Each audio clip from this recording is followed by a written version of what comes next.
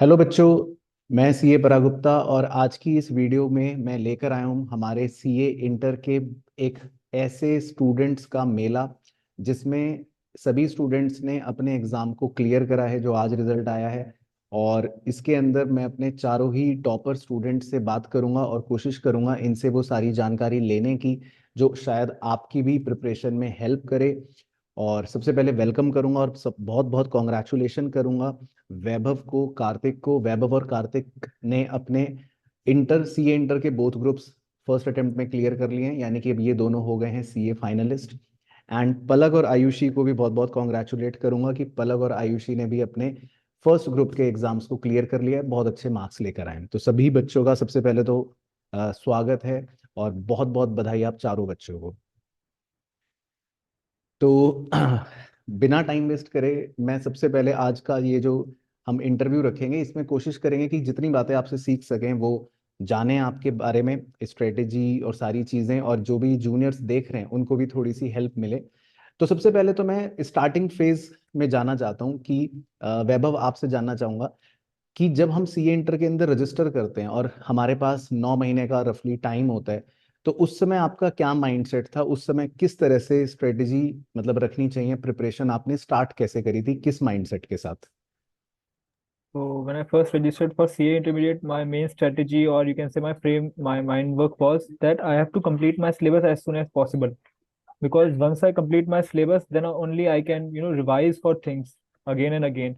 So in group one, as such, I completed my syllabus in 4 to 5 months, and then revised my syllabus, including tax, which is, I think, a very wide subject. I revised my syllabus around 2 to 3 times, and I believe that's why I was able to score. ठीक है वैभव, तो आपने जैसा बोला कि पहला मोटो था आपका कि मुझे सिलेबस खत्म करना चाहिए जल्द से जल्द, तो आइडियली सीए इंटर का सिलेबस बच्चे को कब तक खत्म करना चाहिए और कितना टाइम रिवीजन के लिए रखना चाहिए? Uh, when I gave both the groups individually actually. In May I gave group one, and in November I gave group two. Okay. So now if we give both groups together, I believe 6 months should be sufficient for completing the syllabus, and in 3 months I think we can do ample of revision. Okay, तो basically अगर इसको थोड़ा और break down करूं तो 3 to 3.5 months पर group is sufficient for syllabus completion, and then 45 to 50 days पर group is sufficient for revision. Yes, yes, exactly. ठीक है वैभव, बहुत अच्छा लगा। कार्तिक, अब आपसे भी जानना चाहूंगा कि आपके कितने मार्क्स आए हैं, पहले थोड़ा सा वो भी आप बता दो। और क्या आपने, आपका क्या माइंडसेट था जब आपने अपनी प्रिपरेशन स्टार्ट करी थी? तो बच्चों को किस तरह से स्टार्ट करना चाहिए जिनको अभी 9 महीने का टाइम है, या फिर जो बोथ ग्रुप्स की तैयारी करना चाहते हैं? वेल फर्स्टली मेरे 446 आए आउट ऑफ 800। तो मेरा माइंडसेट बेसिकली यही था कि पहले आप जो टीचर्स जो है वो ऐसे चूज करो जिनके साथ आप स्टिक कर पाओ। मतलब टीचर अच्छे चूज करो, आपको एकदम से समझ आ जाए। कॉन्सेप्चुअल क्लैरिटी सबसे ज्यादा जरूरी चीज है, तो ये आपके पास होनी ही चाहिए। देन सेकंड ये था, माइंडसेट ये था, जैसे वैभव ने बोला कि जल्द से जल्द सिलेबस कंप्लीट करना है। तो ये कर लेंगे तो हमारे पास बहुत ज्यादा एडवांटेज आ जाता। तो यही था, और ये भी था कि टेस्ट सीरीज देनी है। और सबसे मेन जो चीज है वो कंसिस्टेंट रहना है। बस आप जो जैसे आप सर करवाते हो बस वैसे करते रहो, तो उससे भी आप आराम से पास हो सकते हो। यही था सर। यही था, ठीक है। तो मतलब जो आपने बताया कार्तिक, उनकी उन बातों का क्रक्स ये है कि कंसिस्टेंट रहना चाहिए, टेस्ट आप दो वो इम्पोर्टेंट है, और टाइमली सिलेबस कंप्लीट कर लो, बाद में रिवीजन कर लो। ठीक है। Yes sir, absolutely. ओके, ठीक है। अब पलक, आपके पास आना चाहूंगा, आपसे ये पूछना चाहूंगा कि जैसे जब हम पढ़ाई करते हैं या जब आपने अपनी प्रिपरेशन करी तो रिवीजन किस तरह से रखते थे कि पहले 4 महीने पूरा सिलेबस ही कंप्लीट करा, बाद में एक साथ सारा रिवीजन करा, या पढ़ते पढ़ते भी साथ साथ टाइम मिल जाता था आपको रिवीजन करने का? कैसे करते थे? सर एक्चुअली आपने हमारे जब टेस्ट लिए थे साथ साथ में लिए थे, लाइक अब पहले हमने 3 to 4 मंथ्स का एक स्टडी टाइम पीरियड था पूरा, क्योंकि मैंने प्रिपेयर तो दोनों ग्रुप के लिए किया था। बट उसके बाद कंडीशंस मुझे ऐसी लगी कि मुझे एक ग्रुप के लिए देना चाहिए। मैं ये चीज ऐड करना चाहूंगी कि जो वैभव भैया ने बोला वो काफी सही बोला, और कार्तिक भैया ने भी। I can't agree to it more, but the thing is कि अगर किसी के पास 9 महीने है स्टार्टिंग से और वो स्टिल कंफ्यूज है कि मुझे एक ग्रुप देना चाहिए, दो देना चाहिए, सो इट इज बेटर कि आप स्टार्ट कर लो स्टार्टिंग से ही दोनों ग्रुप की स्टडीज। और लास्ट में आके देखो कि आपका कौन सा ग्रुप अच्छा है, किस पे आपकी ज्यादा पकड़ पकड़। स्ट्रांग है, तो उसी को दो। दूसरा जो है वो नेक्स्ट टाइम भी हो जाए, क्योंकि आपने उसके लिए प्रिपेयर ऑलरेडी कर रखा है।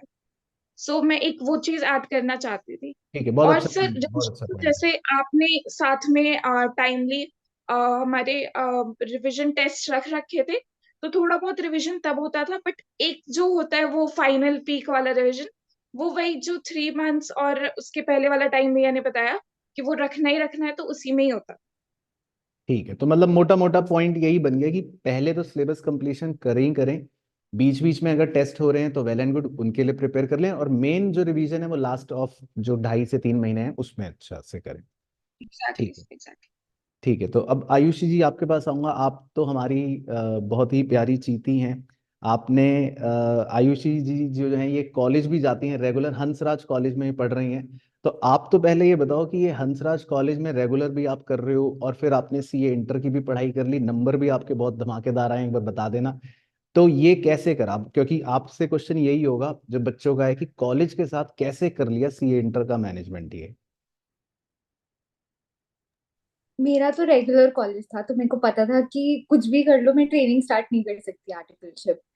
तो देन आई थॉट कि फिर मैं एक टाइम पे एक ही ग्रुप दूंगी, क्योंकि इतना लोड लेने का कोई पॉइंट बन नहीं रहा था। कॉलेज में अटेंडेंस एकदम से बहुत मैंडेटरी हो गई है जब से एनईपी आया ठीक है, है। हालांकि मैं बता देता हूँ बच्चों को, कट कर रहा हूँ आयुषी, क्योंकि मैं इस डिसीजन से बहुत दुखी हुआ था, और मैंने आयुषी को कहा था कि तुम बोथ ग्रुप्स दो, रैंक लाओ, लेकिन इसने मेरे को मना कर दिया। इसने कहा नहीं सर, मुझे रैंक नहीं चाहिए, मैं बोथ ग्रुप्स नहीं दूंगी, और इसने एक ग्रुप ही दिया।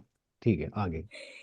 तो मैंने रजिस्टर ही एक ग्रुप के लिए करा था, क्योंकि कॉलेज में अटेंडेंस अटेंडेंस बहुत ज्यादा कर रहे थे। तो फिर मैंने तो 2 बार तो अपने लेक्चर ही कंप्लीट करे थे। एक बार जुलाई तक ऑफलाइन आके, फिर सितंबर फर्स्ट वीक तक ऑनलाइन बैठ के मैंने 2 बार लेक्चर कंप्लीट करे। फिर 3 महीने मैंने सितंबर से लेके 2 महीने 2.5 महीने, सितंबर से लेके नवंबर तक मैंने सिर्फ और सिर्फ प्रीवियस ईयर पेपर और मॉड्यूल बार बार करा। मैंने बाहर से कुछ नहीं छुआ एक्सेप्ट टैक्स, क्योंकि टैक्स की स्कोप बहुत वास्ट होती है। इसको पास और कर। मोस्टली वही हुआ, ऑलमोस्ट सारे पेपर्स मॉड्यूल से और प्रीवियस ईयर पेपर के पैटर्न पे ही आए, कुछ अलग से नया नहीं आया था पेपर में। ठीक है, तो कॉलेज वाले जो स्टूडेंट हैं उनके लिए मैं की पॉइंट बता देता हूँ कि ये है कि देखो, आप ट्रेनिंग तो स्टार्ट नहीं कर सकते, तो आप जो है आप ग्रुप वाइज एग्जाम दे सकते हो। तो उसमें जैसे आयुषी को बहुत एम्पल ऑफ टाइम मिला ग्रुप वन की तैयारी करने के लिए, तो जैसा वो बता रही है कि पहले मैंने जुलाई तक एक बार करा सिलेबस, फिर सितंबर तक एक बार और करा सिलेबस, और फिर उसके बाद 2.5 महीने रिवीजन करा अच्छे से। तो वो एक अच्छा मतलब स्ट्रेटेजी रही कि एम्पल ऑफ टाइम दिया एक ग्रुप पर। ठीक है। अच्छा, तो विशी जी आपका स्वागत है, आपने अभी ज्वाइन करा, तो पहले तो बहुत बहुत कॉन्ग्रेचुलेशन। एक बार आप अपने गुड मार्क्स इवनिंग बता सर। दो कि कितने मार्क्स हैं। बहुत बहुत बधाई मेरी तरफ से आपको भी, और thank you sir. Most welcome. और मार्क्स बताने के बाद आप ये बताना कि आपने किस तरह से पूरी मतलब अपनी पढ़ाई को स्ट्रेटेजाइज करा, किन बातों का ध्यान रखा। और एक क्वेश्चन आपसे स्पेशली है कि सीए इंटर में जो बच्चे फेल हो जाते हैं, या बहुत सारे बच्चों को ये लगता है कि पास नहीं हो पाते हैं, तो क्या वो कारण रहते होंगे कि जिनकी वजह से वो पास नहीं हो पाते? Sir, I scored 264 in aggregate and accounts I scored 72, a law in 68 and costing 65 and tax 59. ठीक है, तो उसमें टेक्स्ट में क्यों एक नंबर रह गया? वो भी सर 60। यही मुझे सुबह से समझ नहीं आ रहा है, कहाँ रह गया एक मार्क्स। मोस्टली सब में एग्जाम्पशंस है, सिर्फ एक में रह गई। चलो कोई नहीं, तो वो शगुन का एक नंबर जा था वो कट गया। अच्छा, सर तो अब कैसे आपने प्रिपेयर करा पूरे ग्रुप वन के चारों सब्जेक्ट? सर मैंने क्लासेस तो जून एंड तक मैंने आपको मैसेज भी किया था। मैं भी काफी कंफ्यूज थी बोथ ग्रुप्स के लिए, क्योंकि फाउंडेशन का रिजल्ट अच्छा चला जाता है पर इंटरमीडिएट बहुत वास्ट है, लाइक बहुत है सिलेबस। तो आपने पहले ही डिसाइड कर लिया था कि मैं पहले ग्रुप वन ही दूंगी तैयारी करके? नहीं सर, इतना नहीं था, पहले दोनों ग्रुप्स का था, पर मैंने पहले क्लासेस खत्म की बोथ ग्रुप्स की। पर जब मैंने उठाया फर्स्ट ग्रुप ही, तो मेरा काफी मतलब टाइम मेरे को निकल कुछ गया। समझ ही नहीं आया। लाइक मोस्टली मेरे को लॉ में और टेक्स्ट में बहुत दिक्कत हुई सर। ठीक है, तो मतलब आप जूनियर्स को ये कहना चाहोगे कि अगर सब्जेक्ट वाइज देखें तो थोड़ा लॉ और टेक्स्ट आपके हिसाब से वास्ट हैं या हाँ जी, मुश्किल हैं, उन पे ज्यादा फोकस करा जाए? टेक्स्ट थोड़ा टिपिकल पड़ जाता है, लॉ फिर भी हो जाती है।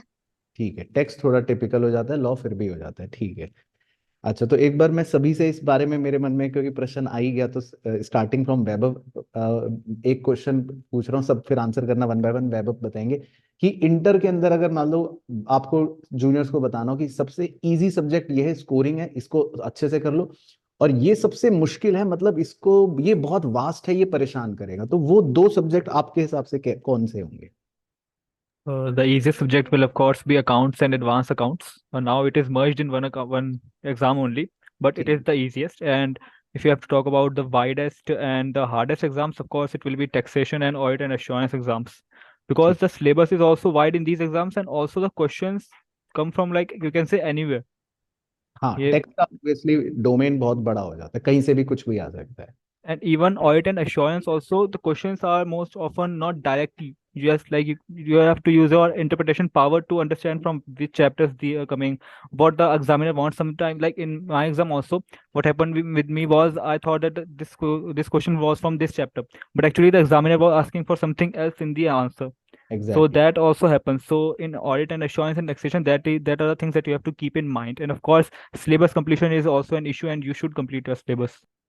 ओके, बहुत अच्छा आपने वैभव गाइड करा बच्चों को। तो टैक्स एंड ऑडिट वैभव के हिसाब से थोड़े बड़े और ऐसे सब्जेक्ट है जो परेशान कर सकते हैं। अकाउंटेंसी वो कह रहा है कि इजी सब्जेक्ट है और स्कोरिंग है। ठीक है, कार्तिक जी आपकी क्या राय है? आई एग्री विद वैभव, जो टेक्स्ट है बहुत काफी ज्यादा वास्ट है और वो मेरे को भी हद से ज्यादा डिफिकल्ट लगा था।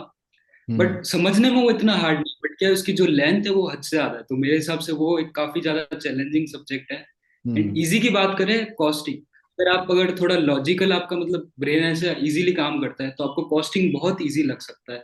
नहीं तो फिर आप अदरवाइज आपको अकाउंट्स बहुत इजी लग सकता है, ये चीज।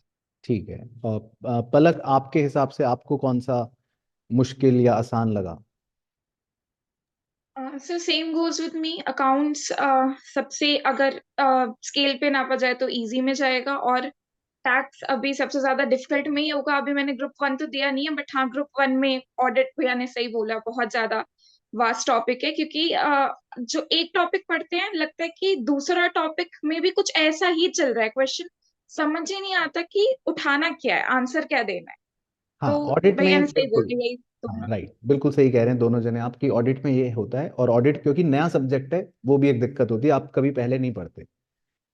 अच्छा, तो आयुष जी आपकी क्या राय है?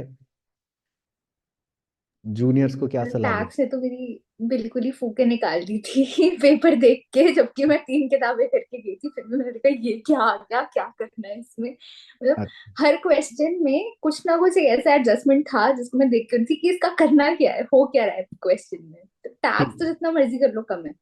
ठीक है, तो टैक्स जो है वो तो एक महासागर है, उसमें जितना मर्जी आप मतलब घुसते रहो वो खत्म नहीं होएगा। और स्कोरिंग सब्जेक्ट कौन से, जैसे आपके तो कॉस्टिंग में बहुत अच्छे नंबर आए, तो आपको लगता है कि वही अच्छा है? मुझे तो अकाउंट सबसे इजी लगा था। कॉस्ट में तो मैं एक दिन पहले भी रो ही रही थी कि हो ये कैसे होगा, ये कैसे होगा, क्योंकि मैंने बिल्कुल एक दिन पहले ना मे वाला पेपर देखा था, विच वॉज वेरी डिफिकल्ट। हम्म। तो मेरी बहुत बुरी हालत हो गई थी कॉस्ट में, बट देन फिर जब मेन पेपर आया तो वो काफी इजी आया, तो फिर वो हो गया, ओके ठीक है। हाँ। अच्छा, अंकित जी आपका भी स्वागत करते हैं, बीच में आप डिस्कनेक्ट हो गए थे, तो आपसे पहले तो आपको भी बधाई बहुत बहुत कि आपने अपने एग्जाम्स क्लियर करे। आपसे मैं थोड़ा सा टाइम टेबल को लेकर जानना चाहता हूँ, क्योंकि बच्चे भी इस चीज को लेकर परेशान होते हैं कि पढ़ाई कैसे करें जब हम ये प्रिपरेशन कर रहे होते हैं। क्लासेस तो चल रही है, चलो वो तो ठीक है, घर में मतलब आप टाइम टेबल कैसा रखते हो कि एक ही सब्जेक्ट पढ़ते रहते हो हफ्तों भर, या किस तरह से मतलब आप शेड्यूलिंग करते हो, वो भी एक बार थोड़ा सा बताओ। Good evening sir. Good evening. Sir sir अभी जैसे सर बाकी कलीग्स ने बताया कि जैसे सर सबसे पहले तो सर फर्स्ट प्रायोरिटी तो सर सिलेबस कंप्लीशन पे ही रहती है। ठीक है। और सर मेरी तो सर सारी ऑनलाइन क्लासेस थी। तो जैसे सर मेरा ये रहता था कि सर दिन में सर 3 सब्जेक्ट करने हैं।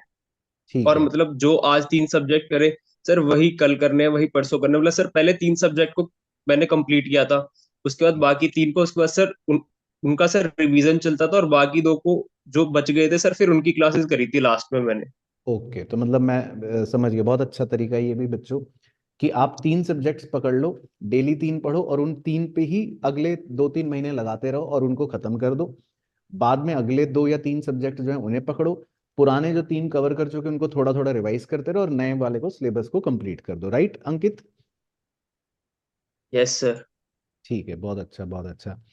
अच्छा अब ये बताओ, क्योंकि अब ये सब थोड़ी पढ़ाई की बातें भी हो गई, अब सबसे पहले ये बताओ, एक्सक्यूज जब मी आज सर। आपने रिजल्ट देखा स्टार्टिंग फ्रॉम वैभव, तो आपका मतलब क्या रिएक्शन था? और पेरेंट्स जो हैं ऑब्वियसली बहुत खुश तो हुए होंगे, तो थोड़ा सा उस बारे में भी बताओ कि अब आपको कैसी फीलिंग आ रही है? जो एक हार्डवर्क आप सबने डाला उसके बाद जो आज रिजल्ट आता है, तो मतलब वो क्या फीलिंग है, एक बार वो भी जरूर बताओ। Yes, sir. So in my case, before no, on the date of Diwali, and next day was audit paper. In oh. my case, so it was the first time in my life when this was happening, that I was studying on Diwali for my exam, and that for in CA exam. So I was thinking why this is happening, why I have to study now also. But when the results came, and then I just thought that those days were the real days, and when I did hard work, and it just proved very well, and my parents were very happy, my sister was very happy, even my friends were very happy. So that's a different feeling, and that makes it all worth. And I would also like to add one point in your previous question, like हाँ everyone हाँ just said बिल्कुल। that tax is the most important, most difficult subject. I hmm, will just give one advice to all the students, that if you want to get ahead or even pass in tax, you should focus on GST, because that is comparatively very easy. I believe that is my belief personally. तो GST पे बच्चे ज्यादा focus करें, तो वो क्या है, 50 marks का इक्विवेलेंट टू इनकम टैक्स है, लेकिन थोड़ा स्कोरिंग ज्यादा है और इजी है। Right? Yes, sir. Exactly. Thank you, sir. Okay. तो कार्तिक जी आपका क्या था आज, मतलब क्या भाव थे जब रिजल्ट आपने देखा? अभी आपके पैर जमीन पर हैं या आप अभी कहाँ पंखे के ऊपर बैठे हैं? नहीं सर, जमीन पर ही है। वेल, अच्छा। सबसे पहले जब रिजल्ट देखा था पास, मैं ऊपर ही जाता है पहले तो मैंने नाम देखा कि मेरा ही नाम है या नहीं है। मतलब अच्छा। यकीन ही नहीं हो रहा था मेरे को, बिल्कुल एक्सपेक्टेशन नहीं थी। ऐसी फीलिंग्स तो आती है कि अपन पास नहीं हो पाएंगे, ये तो हर हाँ एक स्टूडेंट को आती है। बिल्कुल। तो यही फीलिंग थी, मैं 2 बार ऊपर जाके नाम देख रहा था मेरा है या किसका है। फिर मम्मी पापा भी बहुत खुश थे और काफी ज्यादा प्राउड थे। तो सर ये था। बहुत अच्छा बहुत अच्छा, क्योंकि मुझे याद है जब मैंने सीए इंटर क्लियर करा था, तो मैं तो उस मतलब 2-3 दिनों तक पंखे से उतरा नहीं था, और मैं तो नंगे पैर ही पूरे इधर उधर सब जगह भाग रहा था। तो ऐसे फीलिंग होती है। तो पलक जी आपका क्या रिएक्शन था, और पापा को कैसा लगा? सर मेरे से तो देखा ही नहीं जा रहा था। पहली बात, मैंने अपने दोस्तों को दे दिया रोल नंबर और रजिस्ट्रेशन नंबर। मैंने कहा देख लेना, खोल के बता देना मुझे जो भी हो, स्ट्रेट फॉरवर्ड, इसमें मजाक मत करना। और सर एक्चुअली आज हमारा रेगुलर कॉलेजेस का ओबी का एग्जाम था, ऑर्गेनाइजेशनल बिहेवियर का। हाँ तो हाँ। हम लोग एग्जाम में बैठे थे जब हमारे रिजल्ट्स निकले। और ओह। उसके बाद जब हमें बाहर आके पता चला हाँ ये रिजल्ट है, पापा को बताया। पहले तो कॉन्ग्रेचुलेशन, फिर ऐसे था उनका कि अभी कितना टाइम बाकी है बनने में। मैंने कहा अरे सबर करो आप, अभी तो कुछ भी नहीं हुआ है। अभी तो मैं पापा 50% पर पहुंच गई हूँ। एग्जैक्टली सर, 50% भी नहीं है अभी तो बहुत बाकी है। आज अभी तो बहुत बाकी है। रिएक्शन था, बहुत बहुत खुश है सर वो। चलो नहीं, बहुत बहुत बधाई उन्हें भी। अच्छा आयुषी जी आप भी बता दीजिए थोड़ा सा, तो क्या क्या रिएक्शन था, और घर वालों का क्या कहना था? मेरे को बहुत दिन में फीलिंग थी कि टैक्स में शायद मैं फेल हो जाऊंगी, तो मेरा ग्रुप क्लियर नहीं होगा। हाँ मैं यही जानना तो चाह रहा मैं था कि क्या आप मतलब कोई श्योर था कि मैं तो पास हूँ, मुझे टेंशन नहीं है, मैं रिजल्ट मजे से देख रहा हूँ, ऐसा नहीं था? अच्छा। No, sir. नहीं I sir, don't think sure anyone बिल्कुल is नहीं like था, that. बिल्कुल भी श्योर नहीं अच्छा था। वैभव, वैभव तुम्हें भी डर लग रहा था या तुम श्योर थे कि हो ही जाएगा? No, no, no. In audit, I was a bit of scared. Yeah, अच्छा in मतलब audit. एक सब्जेक्ट ऐसा Otherwise, लगता है कोई ना कोई yes, आपको, yes, yes, ये डर होता है कि मैं फेल हो जाऊंगा। yes, sir. ओके ठीक है। चलो बहुत अच्छा लगा। अच्छा अब चलो कार्तिक जी आपसे पूछना चाहूंगा, अब जूनियर्स को अगर कुछ एडवाइस देनी हो, तो क्या मतलब आप उनको ये एडवाइस दोगे, जो खासकर जैसे जो सीए स्टार्ट करता है, जब सीए फाउंडेशन की पढ़ाई करता है तो उसको लगता है कि ये तो बहुत मुश्किल है, ये तो बहुत टफ है। फिर जब वो सीए इंटर में आता है तो फिर वो उसको लगता है फाउंडेशन तो बड़ा आसान था, अब इंटर बहुत टफ है। तो माइंडसेट कैसा रखना चाहिए, मतलब सीए की जर्नी में क्या वो ऐसी इंपॉर्टेंट एडवाइस आप दोगे कि ये बस ये फॉलो कर लो तो आपको दिक्कत नहीं आएगी, वो क्या है? वेल, जैसे कि मैंने पहले कहा, सबसे पहले तो कंसिस्टेंट रहना है इंसान को। अगर आप कंसिस्टेंट रहोगे, लेक्चर्स प्रॉपरली टाइमली करोगे और उनको टाइमली रिवाइज भी करोगे, तो आपको बहुत ज्यादा बेनिफिट करेंगे। डिस्ट्रैक्शंस की तरफ नहीं भागना है, अपने माइंडसेट को थोड़ा ऐसे तैयार रखना है कि आप उनकी तरफ नहीं जाओ और कंसिस्टेंट रहो। सेकंड चीज, हार्डवर्क। बस इन 2 चीजों की वजह से आई थिंक दैट कोई भी आराम से क्लियर कर सकता है। सीए कोर्स हार्ड नहीं है, बट हार्ड उसे क्या बनाता है कि वो बहुत ज्यादा लेंथी है, इस वजह से वो हार्ड हो जाता है। तो उसके लिए आपको यही करना पड़ेगा, कंसिस्टेंट रहना पड़ेगा, हार्डवर्क रहना पड़ेगा, ताकि आप एग्जाम में जाके फटाफट आराम से आंसर लिख सको और कोई दिक्कत ना है इसलिए। ठीक है। अच्छा, जैसे मैं कुछ पॉइंट्स बोलूंगा जो मुझे लगते हैं, फिर आप बताना कि कोई इसमें मिस तो नहीं कर रहा। जैसे मुझे ऐसा लगता है कि मान लीजिए जब बच्चा स्टार्ट करता है सीए की कोई भी लेवल की पढ़ाई, तो उसके अंदर एक शुरू में बहुत ज्यादा जोश होता है, डिसिप्लिन होता है, कंसिस्टेंसी वो सोचता है कि मैं रखूंगा। लेकिन जैसी थोड़ा सा समय बीतता है तो जो पॉइंट्स लैक करने शुरू हो जाते हैं वो क्या होते हैं कि या तो वो रेगुलर पढ़ाई नहीं कर रहा, लेट से होमवर्क नहीं कर रहा, या वो रेगुलर टेस्ट बीच में छोड़ देता है, वो सोचता है मैं बाद में दे दूंगा। अच्छा, धीरे धीरे कई बार क्या होता है कि चीजें पाइल्ड अप हो जाती हैं, रिवीजन नहीं करा तो सब कुछ भूलना शुरू हो गए, और वो इतना पाइल्ड अप हो गया कि डर लगता है देखकर।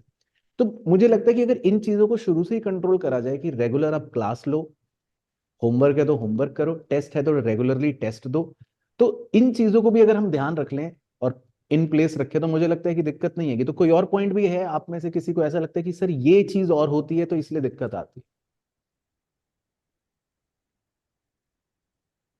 कोई भी I believe विशी that विशी तो आप बता सबसे दो। बड़ी प्रॉब्लम हाँ यही हाँ, है पलक। एक्चुअली, लेक्चर्स को छोड़ना। अच्छा। क्योंकि मतलब ऑब्वियसली मैं नाम नहीं लूंगी, बट मेरे फ्रेंड सर्कल में अभी तक मुझे यही रिव्यू मिला है कि लेक्चर्स छोटे हैं, उसकी वजह से प्रॉब्लम फेस हुई है उन्हें क्लियर अच्छा। करने में, या फिर सिलेबस ही कंप्लीट नहीं हो रहा। टैक्स में तो अगर आपने लेक्चर्स छोड़ दिए तो वो छूटते ही जाएंगे। 3-3 4-4 घंटे का एक लेक्चर कोई कर ही नहीं पाता एक साथ। ओके, मतलब पाइल्ड अप होता ही रहता है, होता ही रहता है वो। Yes. ठीक है। और इसके अलावा क्या लगता है आपको कि ये सर ये अगर जूनियर्स ये ना करें तो पक्का है वो पास हो जाएंगे, तो ऐसी और क्या मिस्टेक से बचाया जाए उन्हें? I think clearing your doubts is pretty much important, because if you just do not clear it out as and when they come, then they, pile up on you. And later when you are studying, it becomes a distraction and obstruction to you. Like, why is this happening? Why is this entry going here? Why is this treatment? So I believe that clearing your doubts as and when they occur is very hmm. important. बहुत अच्छा point बोला वैभव, और इससे मुझे ये भी याद है कि हमारे ग्रुप के अंदर वैभव बहुत ही अच्छे डाउट्स पूछता था रेगुलर बेसिस पर। और मतलब हम टीचर सब डेडिकेशन की वैभव का नाम भी लेते थे कि देखो वैभव ही एक ऐसा बच्चा है जो डेडिकेटेडली रेगुलर पढ़ रहा है, क्योंकि सिर्फ तुम्हारे डाउट्स आते थे रेगुलर बेसिस पर। तो ये भी एक अच्छा पॉइंट है कि अगर आपको डाउट आते हैं तो आप उसको तब के तब क्लियर करते रहे। अच्छा वैभव, इसमें मैं ये भी जानना चाहूंगा क्योंकि आपने इस चीज पे बहुत अच्छे से काम करा है डाउट्स के ऊपर, तो पढ़ते समय जैसे कोई डाउट आया तो आप उसको लिखते भी थे या कैसे, मतलब किस तरीके से डाउट्स सॉल्विंग को करते थे, मतलब क्या था आपका पूरा माइंडसेट, किस तरह से डाउट्स को कैटर करना है? Yeah, so I took online classes only. Most of them were recorded only. So as soon as I had any doubt, I was used to pause my video, and at the same time I used to write down on the group that I am having this doubt, because I knew that if I'm not writing this doubt on the group now, then I will forget it, भूल and जाऊंगा, later I हाँ। will regret that. So as soon as the doubt, the main thing is that only as soon as you think I have a doubt in this, stop your video at that time, or in live class you have to ask a doubt at that time only. So that is, I believe, that is the main thing that you have to keep in mind. ठीक है, मतलब बहुत अच्छा आपने बोला कि doubt basically हमें अपने पाइल्ड अप नहीं रखने, जैसे ही आया, जहां पर भी वीडियो लेक्चर देख रहे हो या जहां पर भी पढ़ाई कर रहे हो, जैसी डाउट है वहीं रुक कर डाउट पहले भेज दो, या एटलीस्ट टीचर के नॉलेज में डाल दो, सो दैट वो एक आपका रजिस्टर हो गया कि ठीक है मैंने डाउट पूछा था, तो क्लियर होगा तो आप आगे पढ़ सकते हो। Yes, sir. ठीक है। सर अच्छा। एक और चीज मैं हाँ हाँ। इसमें ऐड करना चाहूंगी, जैसे किसी और के डाउट्स हैं तो हम्म। वो आपके डाउट्स तब तक नहीं होते जब तक वो आपके मन में ना आ जाए। मतलब हो सकता है कि राइट। आपको भी सेम ही इशू हो। तो अब तो मतलब हमारे व्हाट्सएप ग्रुप्स बनने लगे हैं हर एक स्पेसिफिक सब्जेक्ट के, तो उसमें यूटिलिटीज होती है बट जस्ट हम यूज नहीं करते। तो आई वुड सजेस्ट कि जैसे स्टार मार्क करके रखना चीजों को, ताकि एंड मोमेंट पे वो सारी चीजें याद आ जाएं। और एक दिन पहले भी अगर आप देख के चले जाओ तो कभी कभी लक होता है कि वो चीज वहां आ क्वेश्चन गई। में पूछ ली गई। ठीक है। ठीक है। अच्छा अंकित जी, आपसे थोड़ा सा पूछना चाहूंगा, हालांकि सलोनी भी हमारे साथ ज्वाइन कर चुकी है।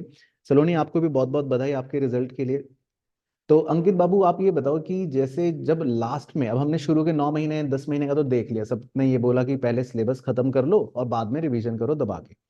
अब रिवीजन करना कैसे जब ये लास्ट का 1 महीना बचता है? तब सबके पैनिक बटन दब जाते हैं, तब सबको लगता है मैं ये अटेम्प्ट छोड़ दूंगा, मैं अगले अटेम्प्ट में दूंगा। तो वो माइंडसेट को कैसे कंट्रोल करना है, 1 महीने में रिवीजन कैसे करना है, क्या पढ़ें इतने वास्ट सिलेबस में, उस पर कुछ बताओ। सर इसमें तो सर जैसे सर अकाउंट्स है, तो जैसे सर आप सर स्टार मार्क क्वेश्चन करा देते थे, तो सर उनको तो सर पहले सर जब फर्स्ट रिवीजन करते तो सर उसको तो सर लिख लिख के कर लेना है। और ठीक। जो क्वेश्चन सर जैसे सेम क्वेश्चन रहते हैं कोई कोई, तो सर उनको सिर्फ आंखों से निकाल लेना है और हाँ कॉन्सेप्ट को सर एक बार पढ़ लेना है। और सर हर सब्जेक्ट की सर अलग अलग स्ट्रेटेजी होती है। जैसे सर लॉ है, हाँ, तो सर बताओ उसके बताओ। अंदर बार बार रीडिंग लगाना है। मतलब सर उसमें हम ये सोचेंगे कि पहला रिवीजन है, मतलब रटने बिल्कुल ऐसा बिल्कुल एकदम सेक्शन नंबर याद करने सब कुछ, सर ऐसा नहीं होता। सर मतलब एक बार दो बार तीन बार सर उसकी रीडिंग लेंगे तो सर मतलब फिर मतलब कंफर्टेबल फील होने लगता है उन वर्ड्स के साथ। इसी तरीके से सर कॉस्ट का भी सर सिलेबस सर काफी वास्ट था, तो हम्म, सर उसके अंदर भी सर जैसे इंपॉर्टेंट क्वेश्चन है सर उनको कर लिया और सर कॉन्सेप्ट को पढ़ लिया। और सर टैक्स के अंदर तो sir major focus sir concept के साथ साथ सर क्वेश्चन पे भी देना होता है। क्योंकि सर टैक्स के अंदर सर क्या प्रॉब्लम हो जाती है, जैसे सर जब हम पढ़ रहे होते हैं तो इंडिविजुअली टीचर्स हमें पढ़ाते हैं हर चैप्टर, पर सर जब उसका एमसीक्यू क्वेश्चन आता है तो सर उसके अंदर बहुत सारे चैप्टर के सर बहुत सारे सेक्शन ट्रिगर हो जाते हैं। हमें हम्म, लगता है कि ऑप्शन ठीक है सर, हमने सॉल्व भी ठीक किया होता है, बट सर बाद में पता होता है कि रिबेट ही नहीं दी या फिर मतलब कुछ और चीज नहीं दी, तो सर उससे एमसीक्यू गलत हो जाता है। तो इन सारी चीजों पे सर फोकस करना चाहिए। सर मतलब टैक्स के अंदर तो सर स्पेशली ये है कि जब सर पूरा रिवीजन अच्छे से मतलब दो तीन बार मतलब बहुत अच्छे से करना है, उसके बाद सर एमसीक्यू वगैरह करने। अगर हम सर उसको मतलब एक दो चैप्टर करने के बाद ही करेंगे तो सर मतलब बहुत कॉन्फिडेंस लूज हो जाता है, स्पेशली सर टैक्स के अंदर। ठीक है, तो क्योंकि सब्जेक्ट वाइज सर हर सब्जेक्ट की अलग अलग स्ट्रेटेजी होनी चाहिए। चलो, बहुत अच्छा बताया अंकित। बच्चों को मुझे लगता है इससे कुछ ना कुछ इनपुट जरूर मिलेगा। अच्छा, अब सबसे कॉमन सवाल है, जो भी इसका आंसर इस पे अपना राय देना चाहे वो जरूर बताना, कि अब एक क्वेरी बच्चों की ये भी आती है कि हम मतलब मॉड्यूल से पढ़ें, क्या पास्ट ईयर क्वेश्चंस ज्यादा करें, एमटीपी देखें, या मतलब उस पर आपके क्या विचार है कि मतलब अगर हम जो आईसीए का मॉड्यूल है उसको अगर थरली अच्छे से करें, खाली मॉड्यूल, मान लो कोई पास्ट ईयर क्वेश्चन नहीं करके गया, मैं लेट से मैंने कोई पास्ट ईयर क्वेश्चन नहीं करा, मैंने कोई एमटीपी नहीं करा, लेकिन मैं मॉड्यूल को अच्छे से अगर करके गया हूं, तो फिर उस पर आपके क्या विचार है? मतलब कि आपको लगता है कि मैं पास हो जाऊंगा या फेल हो जाऊंगा? अकाउंट्स और कॉस्ट जैसे सब्जेक्ट्स में आप अगर मॉड्यूल को भी थ्योरी कर लोगे तो भी पेपर बहुत आसानी से निकल जाएगा, ऐसी कोई प्रॉब्लम नहीं है। ठीक पर है। लॉ और टैक्स में बहुत ज्यादा प्रैक्टिस चाहिए होती है। सिर्फ मॉड्यूल में बहुत बेसिक क्वेश्चंस होते हैं जो कभी भी पेपर में नहीं आते, अच्छा, तो लॉ उसके लिए काफी लॉ के लिए जैसे मॉड्यूल प्रैक्टिस चाहिए होती है। लॉ है, उसके लिए फिर हमें और प्रैक्टिस करनी चाहिए, राइट? अच्छा, ठीक है। और बाकी सब्जेक्ट्स में, ऑडिट में, या और कौन सा बच गया? अच्छा, अकाउंट्स में या कॉस्ट में सर आपके हिसाब से मॉड्यूल सफिशिएंट है? ठीक है। यस सर सर, आई फाइनेंशियल मैनेजमेंट में भी सर। हाँ, फाइनेंशियल मैनेजमेंट में भी जब सफिशिएंट। ठीक है, तो मतलब जितना मैं समझ पा रहा हूँ, जितना मेरे को आपकी बातों से भी लग रहा है, जो फैक्ट है कि टैक्स ऑब्वियसली उसका डोमेन तो इतना बड़ा है कि कहीं से भी कुछ भी पूछा जा सकता है, तो उसके लिए तो प्रैक्टिस करनी ही चाहिए। लॉ, आपने कहा कि इंस्टीट्यूट में क्योंकि बेसिक ही होता है, तो क्वेश्चंस का एक्सपोजर कैसा भी आ सकता है, किसी भी तरह का केस घुमा फिरा सकता है, तो उसमें भी हमें क्वेश्चंस का एक्सपोजर ज्यादा चाहिए। बाकी अकाउंट्स और कॉस्टिंग से मैं भी एग्री करता हूँ कि उसमें मॉड्यूल मोर देन सफिशिएंट है, इन टर्म्स ऑफ कि अगर हम वो अच्छे से करते तो एटलीस्ट हम सारे क्वेश्चन का पैटर्न कर पाएंगे, राइट? अच्छा, सर सलोनी। एक सजेशन है हाँ कि हाँ। लास्ट मोमेंट पे कभी भी अपना जो मटेरियल है वो चेंज ना करे, बिल्कुल भी नहीं।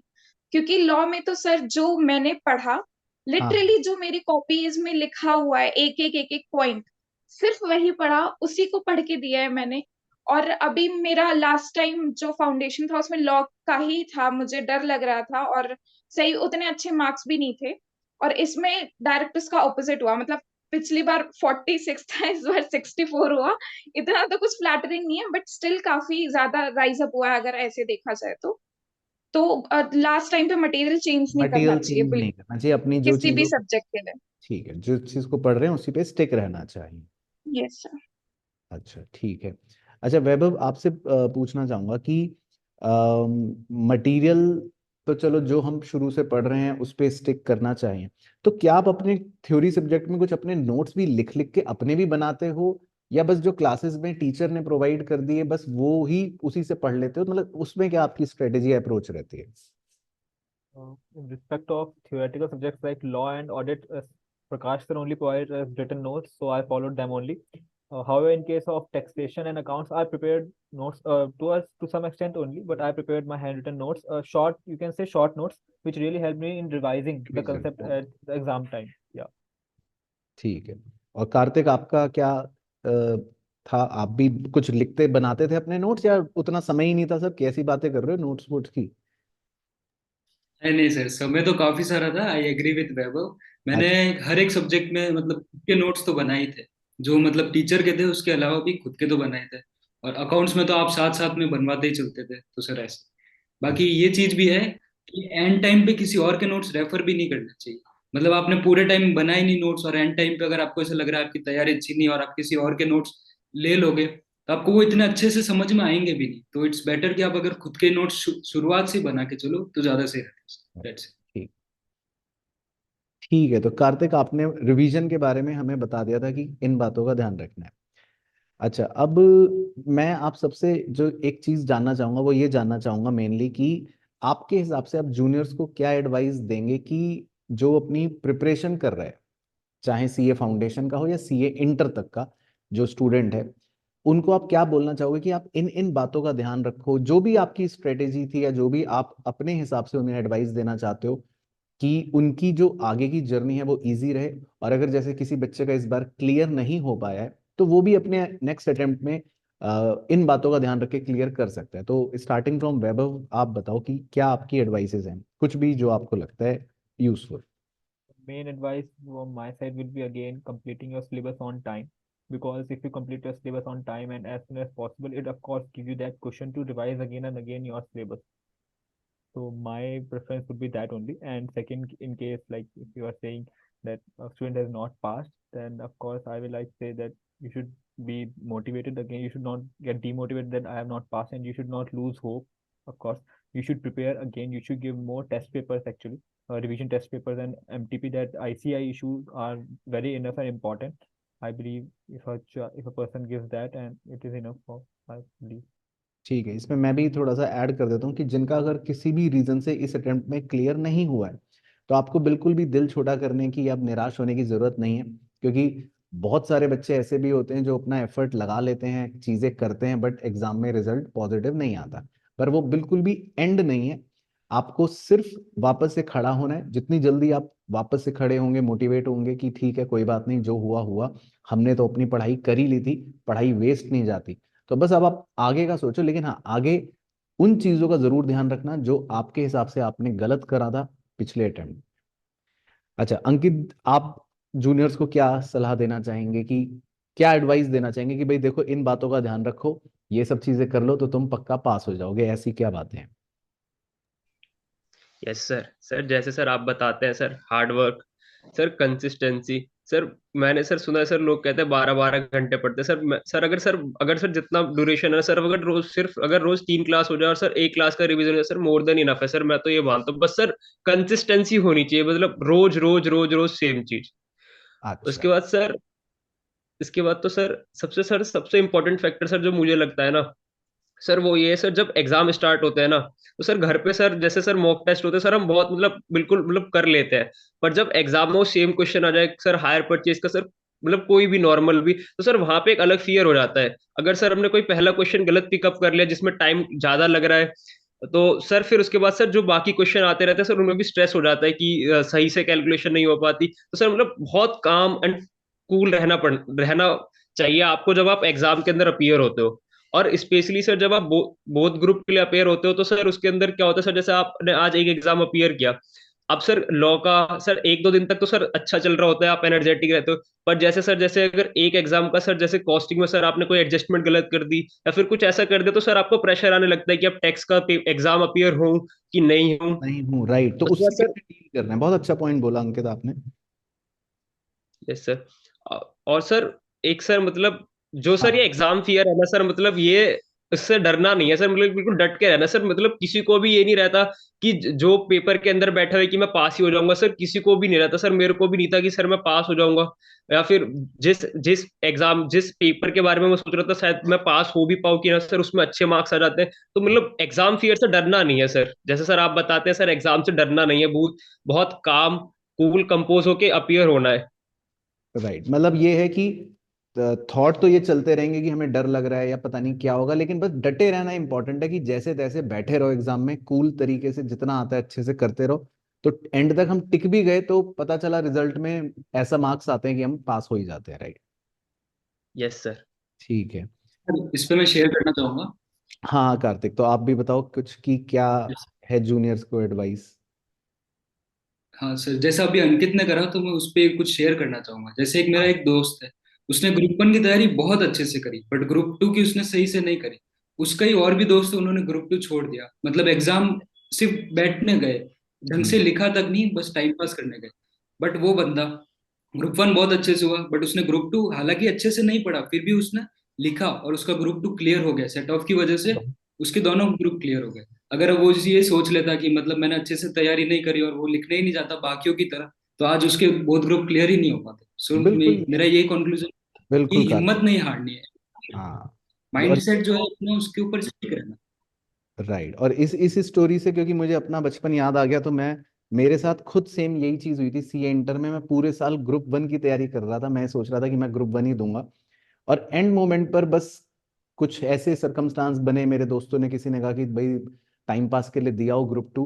तो मेरे साथ भी यही हुआ था कि मैं ग्रुप 2 बस एंड मोमेंट पर थोड़ा थोड़ा सा पढ़ के 40-45 मार्क्स ला लू के, और सेट ऑफ हो गया मेरा भी ग्रुप 1 और ग्रुप 2, और मैं भी दोनों में पास हो गया। तो वही बात है कि अगर हम एग्जाम दे देंगे कम पढ़ाई से भी, तो एटलीस्ट देना इंपॉर्टेंट है, कुछ तो हो गई। तो वो भी एक इम्पॉर्टेंट चीज है कि करना है तो बस।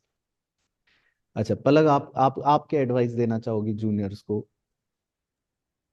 सर पहले तो ये बोलूंगी कि आजकल हम लोग ओवरथिंक बहुत ज्यादा करते हैं चीजों को, कि हम बस कमियां ढूंढते रहते हैं कि मेरे पास ये फैकल्टी अच्छी नहीं है, ये या ये मटेरियल अच्छा नहीं है, वो अच्छा नहीं है। इंस्टेड ऑफ टेकिंग एक्शंस, हर चीज में हमें यही लगता है कि काश और अच्छा होता हमारे पास। बट लास्ट में वही चीज समझ में आती है कि बस 1 महीने की और मेहनत हो जाती तो बस सब क्लियर हो जाता। मैं यही बोलना चाहूंगी कि कुछ फर्क नहीं पड़ता कि आपके पास क्या रिसोर्सेज हैं क्या नहीं है। Use the best out of it, हमें यही करना है आगे जाके, और कुछ नहीं करना। अगर यहाँ पे ये सीख लिया तो वहां पे भी हो जाएगा।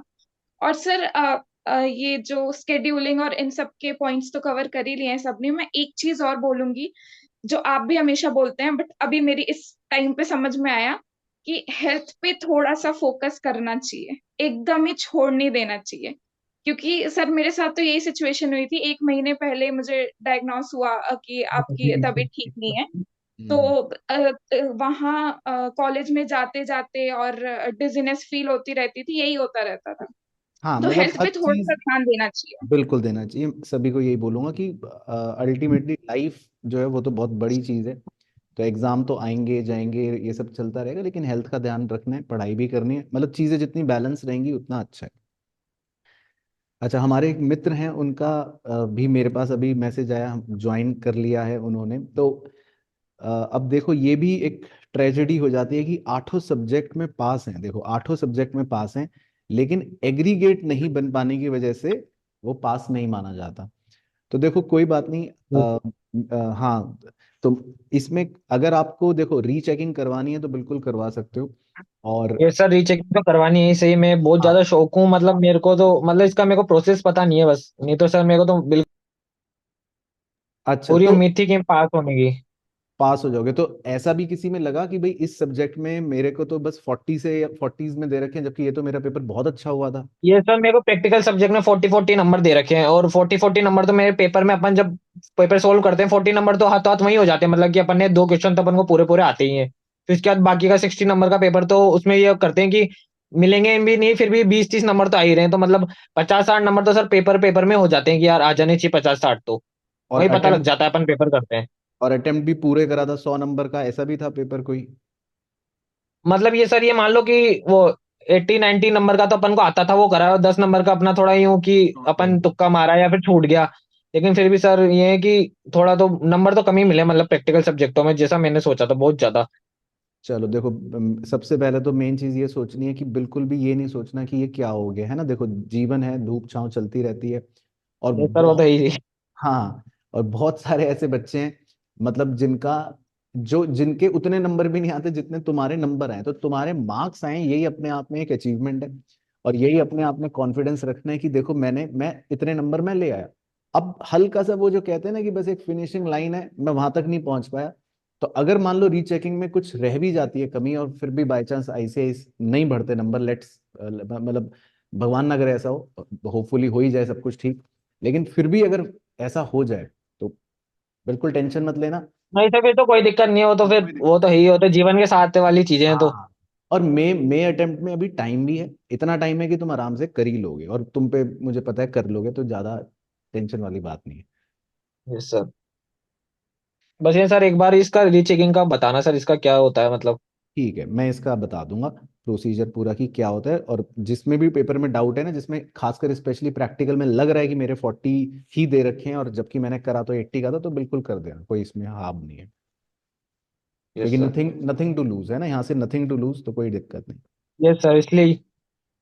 बाकी जूनियर्स को क्या सजेशन देना चाहोगे, क्योंकि देखो पास तो तुम भी हो मेरी नजरों में, तो जब सब में पास हो, एग्रीगेट नहीं बना, पढ़ाई तो तुमने भी करी है ना, तो कुछ कुछ जूनियर्स को बता दो, और क्या रिएक्शन था, क्या फीलिंग थी, वो भी थोड़ा सा शेयर कर दो, कोई बात नहीं, हम तो सब अपने परिवार के ही लोग हैं, इसमें कोई शर्म वाली बात नहीं। मैं तो सर यही कहना चाहूंगा कि जैसा ये पलक ने बोला कि जो अपने पास है उस पे फोकस करना चाहिए, ना कि मतलब कि अपन को क्या क्या नहीं है। मतलब मेरा तो ये है कि सर जागो तब वाली सवेरा है, क्योंकि पीछे का सोच के कुछ तो होना नहीं है। अपने पास बिल्कुल। अगर पेपर का 1 महीना भी बचा है तो भी सर उसमें यही ध्यान देना चाहिए कि अपन को क्या बोलते हैं, अपन को यहाँ अब से शुरुआत करनी है, ना कि ये सोचो कि नहीं यार अपन ने तो 6 महीने तो निकल गए, तो 1 महीने भी अभी क्या ही कर लेंगे। मतलब हम्म कितना भी टाइम बच रहा हो, कुछ भी हो रहा हो, वहां से अपना पूरा दम लगा दो, चाहे उसका रिजल्ट 50% आए, 60% आए, पास नहीं हो रहे तो भी अपन को याद है कि न्यू में यहाँ से भी पास। तो भी ये है कि सर जो भी अपने पास यहाँ से पॉइंट है ना, बस यहाँ से स्टार्ट कर दो, यूं नहीं कि यार अब तो टाइम निकल गया, ये हो गया, अब क्या होएगा, वो वाली बात है। नहीं, बहुत अच्छा, और ये यही जज्बा होना चाहिए, और ये मुझे लगता है ये बातें जब बच्चे सुनेंगे, जब वीडियो में देखेंगे, तो उनको भी ये फील होगा, ये महसूस होगा कि ऐसा नहीं है कि हम सोचते हैं हम बिल्कुल बेस्ट करेंगे, जब पूरे 10 महीने होंगे तब अच्छे से पढ़ेंगे, और 2 महीने बाद लगता है यार टाइम ही कम बचा है, मैं नहीं करूंगा, तो ये सोचना ही नहीं चाहिए। चाहे 1 महीना भी बचा हो, चाहे 15 दिन भी बचे हो, जैसे कार्तिक ने भी कहा, मेरा भी एग्जाम्पल है, बिना पढ़े भी चले गए, लेकिन हमने एंड मोमेंट पे होप नहीं छोड़ी कि यार छोड़ देते हैं, जैसे भी करो बस करो, करते रहो, तो सीए कोर्स के अंदर यही मतलब जरूरी है कि हमें छोड़ना नहीं है, करते रहना है जितना टाइम मिले, और जितने जितने भी रिसोर्सेज हैं उसको यूज करना है और आगे बढ़ना है। बहुत अच्छा, और बिल्कुल। सर यहाँ मैंने एक चीज देखी कि एग्जाम्स में ऐसा होता है कि मतलब जो बच्चा पढ़ता है लेकिन वो कॉन्फिडेंट नहीं है, तो वो हाँ, पेपरों के बीच में कहीं ना कहीं लूज हो जाता है, उसने पढ़ा हुआ होता है तब भी। लेकिन जो बच्चा एकदम उसने वो थोड़ा एवरेज ही पढ़ा हो लेकिन उसके अंदर कॉन्फिडेंस होता है, बस उसको ये है कि एंड मोमेंट तक अपन को तो सर्वाइव करना, ऑटो पेपर देने, तो वो बच्चा निकल जाता है सर एक बार को। लेकिन कोई बिल्कुल। बच्चा आता है, उसका एक पेपर हल्का सा बिगड़ गया, उसने आगे का पढ़ रखा है लेकिन वो उसको सोच सोच के यार मैं कहाँ अब इसमें ही फेल, आगे वो वहीं छोड़ जाते हैं। मेरे दोस्तों ने सर दोनों ग्रुपों की तैयारी करी थी लेकिन ग्रुप 1 दे दे के सब आउट हो गए। ये बहुत होता है, बहुत होता है, मतलब बहुत अच्छी बातें तुमने बताई हैं, ये बिल्कुल होता है, और मतलब क्योंकि ये सब सुन के मुझे भी अपने दिन बचपन के याद आ रहे हैं, तो ऐसे ही होता था मेरे, मैं कॉन्फिडेंस में ज्यादा रहता था, मैं प्रिपरेशन में कम ही रहता था, मेरे दोस्तों की भी बस सर बहुत ज्यादा। ये बिग वेंचर वाली बात है। हाँ, किसी भी वे में कह सकते हैं, लेकिन बहुत जरूरी है, कॉन्फिडेंस होना बहुत जरूरी है, पता चला प्रिपरेशन तो कर ली, और हम हमें खुद ही कॉन्फिडेंस नहीं आ रहा, हम डर रहे हैं, तो पेपर में फिर ये सब चीजें ना बड़ी मैटर कर। चलो, बहुत यस अच्छा सर। लगा सभी बच्चों से बात करके, तो मैं एक बार, अब हम इसको ज्यादा नहीं खींचेंगे, लेकिन सबको पहले तो बहुत बहुत बधाई, और यहाँ से आपकी नई जर्नी शुरू होगी, उसके लिए भी बहुत बेस्ट विशेस, और गाइडेंस तो मैं दूंगा ही, वो तो खैर है ही है, लेकिन एक बार जाने से पहले बस हम आपके जो हमारे ऑडियंस है, जो हमारे जूनियर्स हैं आपके स्पेशली, या जो आपके साथ के पढ़ने के स्टूडेंट जो भी देख रहे हैं वीडियो को, क्या आप उनको एक विजडम टिप दोगे, मतलब कि भाई ये हमारी तरफ से ये बात है, बस इसको मान लो आप, या जो भी आप कहना चाहते हो, स्टार्टिंग फ्रॉम वैभव, वैभव से शुरू करते हैं, तो बताइए वैभव। So I think I gave all the tips, but the main tip that I also want to give to student is complete your paper to up to 100 marks. That is one of the most essential tips that I received from Prakash sir as well as from other teachers as well, because sometimes that 1 marks makes all the difference. You hmm think that I also thought that let's leave this question, why waste time? But even if you are doing question wrong, you know that this question I am doing wrong, or I don't know one adjustment. Even then, step marking is there, and you get 1 marks. And sometimes that 1 marks makes all the difference. So my main tip is that be consistent, always do hard work, complete your syllabus as soon as possible, and maintain your speed throughout the exam so that you are able to complete your exam in 3 hours. That is one of the most important tips. चलो, बहुत अच्छा tip बताया वैभव आपने। अंकित जी, आप कुछ motivational 2 लाइनें बच्चों के लिए क्या कहना चाहेंगे?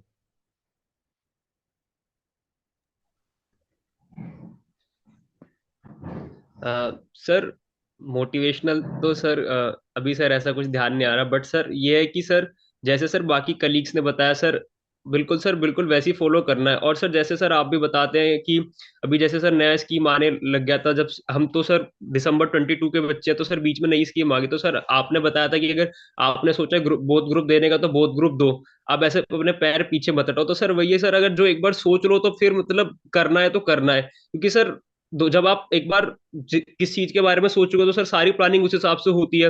और फिर अचानक सर जैसे कोई सर्कमस्टांसिस में चेंज आया, फिर एनवायरनमेंट में चेंज आया जो कि हमारे कंट्रोल में नहीं है, तो उस वजह से सर हमें अपना डिसीजन पीछे नहीं हटाना। तो जब एक बार सर सोच लिया तो फिर सर उसको करना है। ठीक है, मतलब मुद्दे बस की सीधी बात ये होगी कि भाई एक बार जो कमिटमेंट कर दी, फिर मैं अपने आप की भी नहीं सुनूंगा। Yes sir. ठीक है, तो मतलब बस वो करना है। चलो ठीक है अंकित भाई, बहुत बहुत बहुत अच्छा लगा, बिल्कुल अच्छी बात बताई आपने। तो कार्तिक जी, आपका क्या है हमारे जूनियर्स को एक आखिरी विजडम थॉट कि भाई सीए मतलब आसान है, मुश्किल है, करें ना करें, कैसे करें, क्या है? वेल, आसान तो है ही है, मुश्किल तो कुछ भी नहीं है, इतने सारे बच्चे निकलते ही है हर साल। हम्म। मैं ये कहना चाहूंगा कि वही जो वैभव ने कहा उसे फॉलो करना चाहिए। बच्चे को खुद पे भरोसा भी रखना चाहिए, कॉन्फिडेंस भी होना चाहिए। एकदम ही कॉन्फिडेंस खत्म है वो नहीं चलेगा, खुद पे कॉन्फिडेंस होना चाहिए। और सेक्रीफाइसेस तो करने पड़ेंगे। लाइक आई रिमेम्बर, मेरा बर्थडे जो था वो कुछ एग्जाम से 20 डेज पहले था, मैंने कुछ सेलिब्रेट नहीं करा। आई तो वॉज लाइक उस दिन मैं और एक्स्ट्रा एफर्ट्स लिखूंगा। 20 डेज तो, सॉरी कार्तिक इंटरप्ट करने के लिए, लेकिन 20 डेज पहले तो बहुत टाइम था, आराम से बर्थडे तो सेलिब्रेट कर ही सकते थे। जैसे वैभव का तो ऑडिट के एग्जाम से पहले दिवाली थी, वो बता रहा था। सर वो मैंने ऐसे And सेलिब्रेट करा था, मैंने my ऐसे birthday डिसाइड was करा था on उस दिन मैं 11th और November ज्यादा। actually, sir. ओके, तो देखो वैभव का भी बर्थडे था 11 नवंबर। बट आई बिलीव सर थोड़े बहुत सेक्रीफाइसेस तो करने करने पड़ेंगे पड़ते, नहीं ठीक है, जोक्स अपार्ट, लेकिन उसके लिए बिल्कुल चल। सही बात कह रहे हैं कार्तिक कि किसी ना किसी पॉइंट पे आपको सैक्रिफाइसेस करने चाहिए। और देखो, मैं तो हमेशा आपको, आप सब बच्चों को भी बोलता हूँ, ये मैं मतलब एक लाइफ टिप है सभी के लिए कि आप लाइफ में सैक्रिफाइस जितने मर्जी कर लो, वो कभी आपको दुख नहीं देंगे।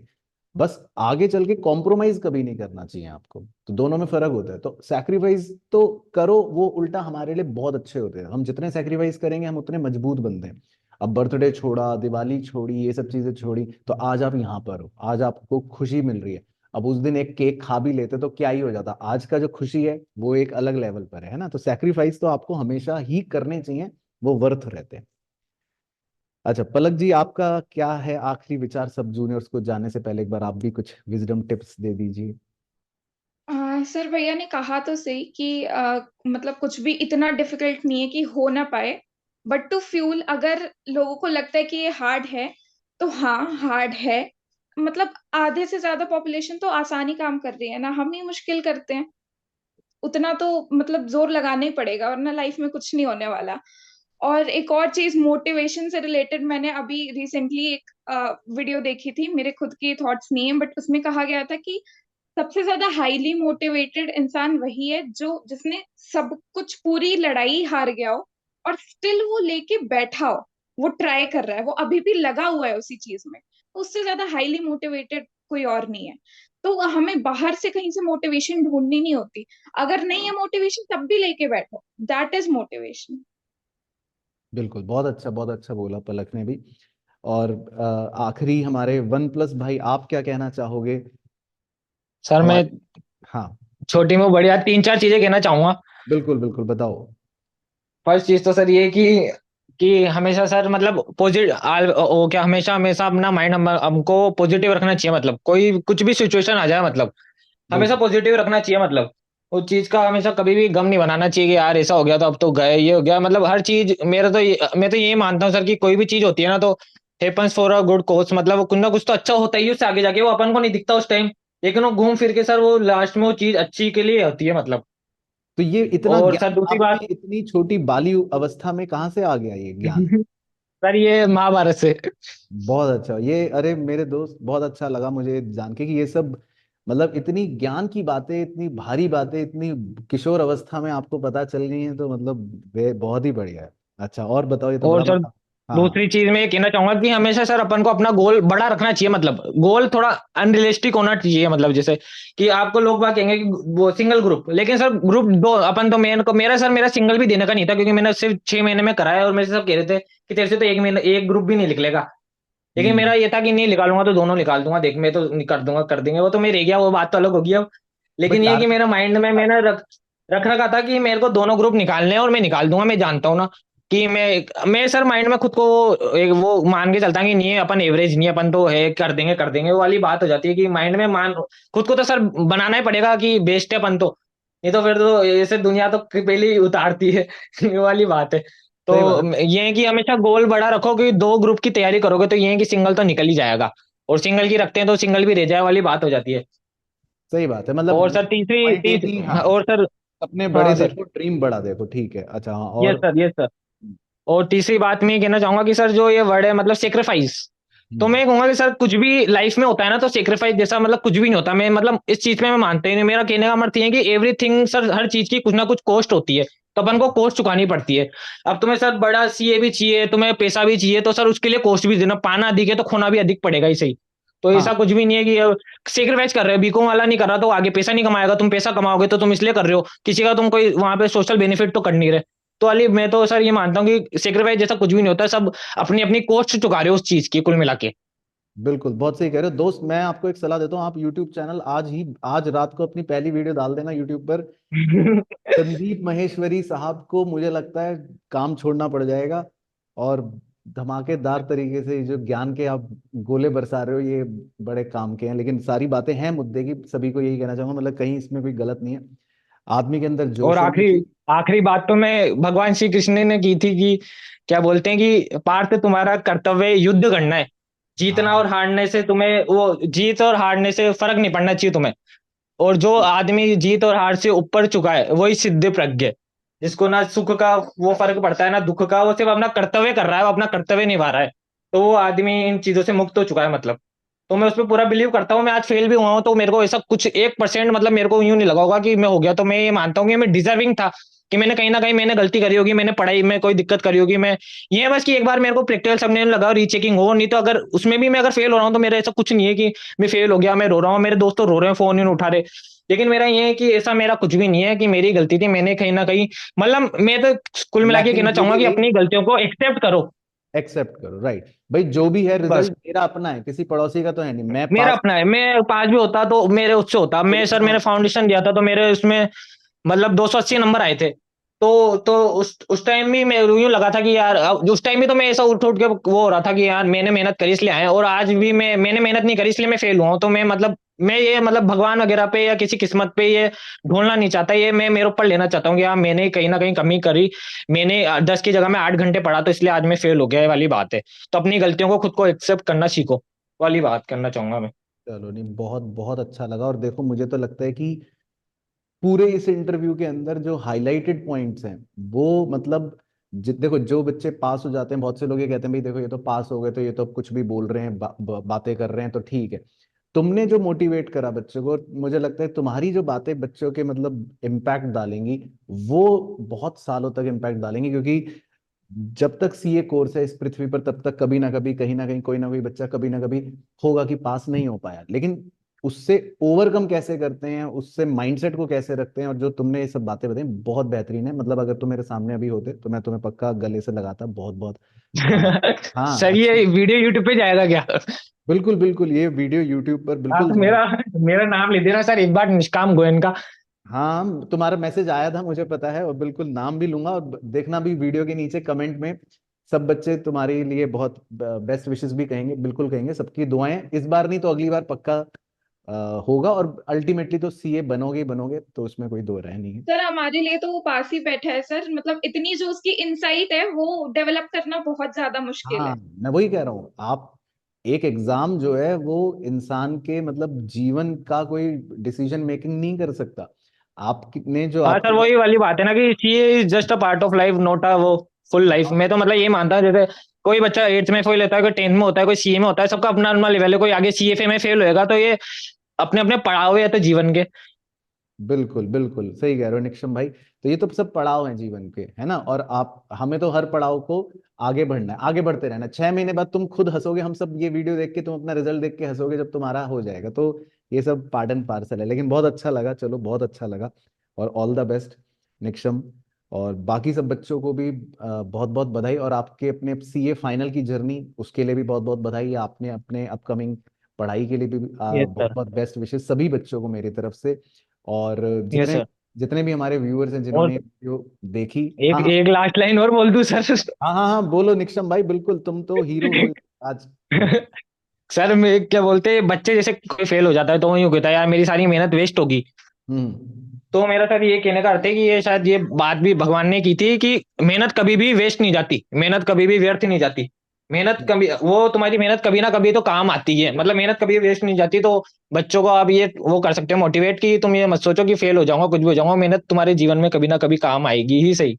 बिल्कुल, देखो ऐसा माइंडसेट जिस व्यक्ति का होगा ना, वो चाहे किसी भी एग्जाम में फेल हो पास हो, लेकिन वो जीवन में जरूर कामयाब होगा। तो निक्षम भाई, मेरी बहुत बहुत बधाई आपको, और इतने अच्छे विचार रखने के लिए और इस जज्बे को मतलब कायम रखने के लिए आप बधाई के पात्र हैं। बहुत बहुत अच्छा लगा आपसे बात करके। और मुझे लगता है सभी बच्चों को, जितने भी बैठे हैं और जितने भी व्यूअर्स हैं, उन्हें भी बहुत अच्छा लगा होगा आई गेस। तो thank you sir, thank you, तो और सबको कॉन्ग्रेचुलेशन। हाँ, और इजाजत लेता हूँ। Same to you, same to you.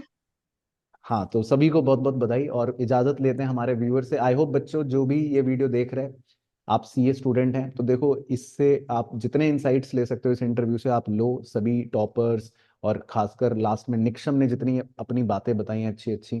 तो बेसिकली लाइफ यही है, आपको आगे बढ़ना है। और सभी की बातों को अगर समराइज करूं जल्दी से, तो कंसिस्टेंट रहना है, अपना हार्डवर्क करना है, अपने ऊपर कॉन्फिडेंस रखना है। प्रिपरेशन जैसी भी हो, कभी भी लगे डीमोटिवेशन है, कम है तैयारी, घबराना नहीं है। जाओ, अपनी जितनी तैयारी है एग्जाम में जाओ, दो एग्जाम, और फिर तो जो होगा बेस्ट होगा। तो आप सब बच्चों को भी बहुत बहुत बेस्ट विशेष। मुलाकात करेंगे अगले इंटरव्यू और में। सर ये भी बोल दीजिए बच्चों को कि ये ना फोकस ऑन योर हेल्थ, मतलब हेल्थ हाँ को कभी सेक्रीफाइस मत करो सर, कुछ भी हो, मतलब एनी कॉस्ट के हेल्थ मतलब प्रायोरिटी होनी चाहिए। चाहे एक अटेम्प्ट में हो, 2 अटेम्प्ट में पास हो, लेकिन हेल्थ कभी भी नहीं, मतलब क्योंकि मैं इससे बहुत जूझ चुका हूँ, इसलिए मैं कह रहा हूँ हेल्थ तो कभी भी मतलब सेक्रीफाइस करनी ही नहीं चाहिए, कुछ भी हो, हेल्थ तो फर्स्ट प्रायोरिटी। बिल्कुल बिल्कुल। तो सेम है हेल्थ। सर, इस अटेम्प्ट हाँ ने मुझे भी समझा दिया हेल्थ की क्या मायने हैं। राइट, तो ये पॉइंट मिस हो रहा था मेरे से। ये भी बच्चों आप ध्यान रखना कि हेल्थ का ध्यान रखना है। और हेल्थ का मतलब है कि आपको अपना फिटनेस का ध्यान रखना है। चाहे आप आधा घंटा पार्क में टहलने चले जाओ, बहुत ज्यादा किताबी कीड़ा नहीं बन जाना। क्योंकि सीए का एग्जाम है, कोई भी एग्जाम आप दे रहे हो, वो आपकी लाइफ का एक पार्ट है जैसे बाकी चीजें। तो हर पार्ट को इक्वली इंपॉर्टेंस देनी है। तो बड़ा अच्छा बच्चों ने बोला कि हेल्थ का भी आपको ध्यान रखना है। तो लेते हैं अलविदा बच्चों आपसे, और मुलाकात करेंगे फिर अगले इंटरव्यू में। बाकी कमेंट करके जरूर बताना आपको कि क्या क्या बातें आपको अच्छी लगी। और अगर आपको अच्छा लगा ये इंटरव्यू, तो वीडियो जरूर लाइक करना, शेयर करना अपने दोस्तों के साथ, जितने आपके मित्रगण हैं उनके साथ। और कमेंट में अपने राय जरूर देना। धन्यवाद।